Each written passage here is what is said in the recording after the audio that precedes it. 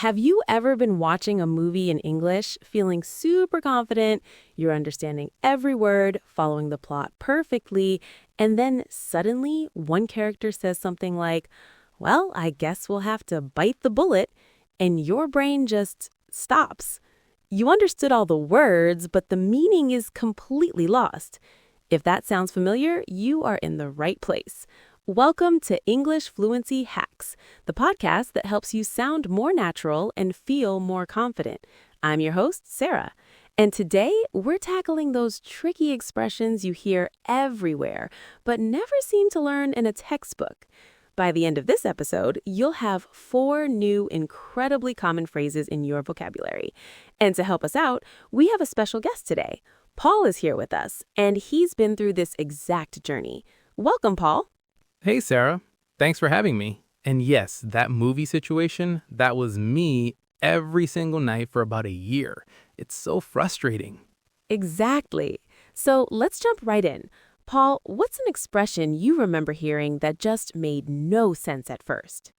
Oh, easy. The first one that really confused me was get the hang of it. I started a new job and I was struggling with the software. My manager patted me on the shoulder and said, "Don't worry, you'll get the hang of it." Mm-hmm. I just smiled and nodded, but in my head, I was thinking, hang what? Hang it where? I was picturing hanging a coat on a hook or something. I had no idea what he meant. That's a perfect example. So for everyone listening, to get the hang of something simply means to learn how to do something, to become proficient at it after practicing. Right, so it's about learning a skill. Exactly. For instance, let's do a quick role play. Paul, pretend I'm teaching you how to use this new podcasting microphone. It looks complicated, right? Yeah, lots of buttons. I have no idea what I'm doing. Okay, so just press this button here to start and turn this dial for volume. Try it a few times.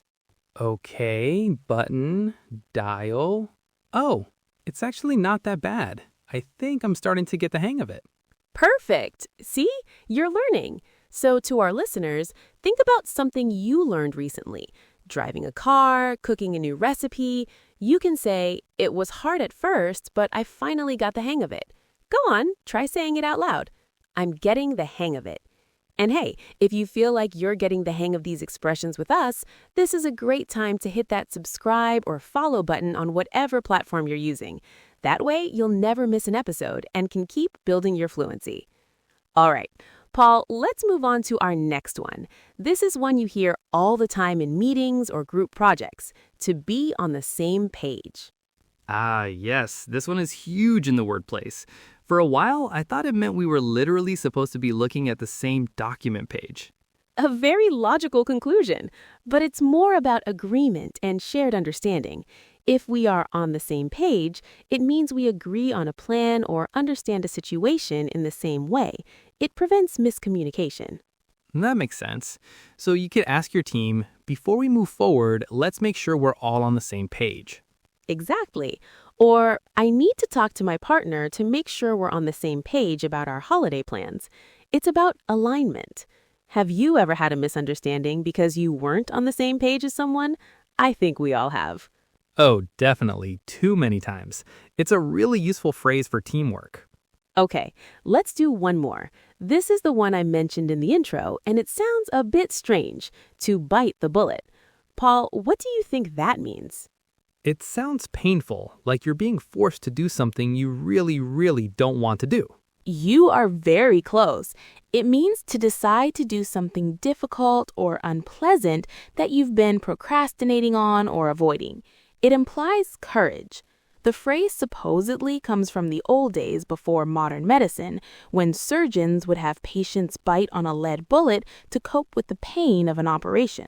Wow, that's a dark origin story. Okay, so it's about facing a tough situation. Yes. For example, you could say, I hate going to the dentist, but I have a toothache, so I need to bite the bullet and make an appointment. Or, I've been avoiding this difficult conversation with my boss, but I'm going to bite the bullet and do it tomorrow. That's it exactly. So, listeners, think for a moment. What's something you need to bite the bullet and do? We all have something. It's a great, vivid expression to show you're being brave about an unpleasant task. That's a great example. You know, speaking of difficult conversations, that brings another phrase to mind. Spill the beans. Oh yeah, I hear that one in movies all the time, usually when someone is trying to get a secret out of another person. Like, come on, spill the beans, what happened? Exactly. To spill the beans means to reveal a secret or to disclose information that was supposed to be kept private. It's often used in a playful or informal way. For example, if I knew about a surprise party for you, you might say, I know you know about the party, so spill the beans. What have you planned? So it's all about revealing secrets. I once tried to keep my brother's surprise birthday party a secret, but my sister spilled the beans the day before. He pretended to be surprised, but I knew she'd told him. Okay, that was fantastic. Let's do a quick recap of our 3 expressions. Paul, can you start us off? Sure. First, we had to get the hang of it, which means to learn how to do something. Next, to be on the same page. That means to have a shared understanding or to agree on something. Moving on to the next one. To bite the bullet, which means to face a difficult or unpleasant situation with courage. And finally, Spill the beans means to reveal a secret or to disclose information that was supposed to be kept private. amazing. Paul, thank you so much for joining us and sharing your experiences.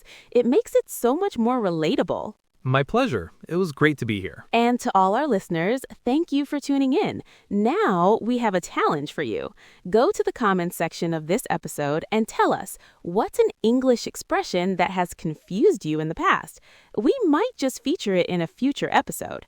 Until next time, keep practicing and don't be afraid to make mistakes. Bye for now.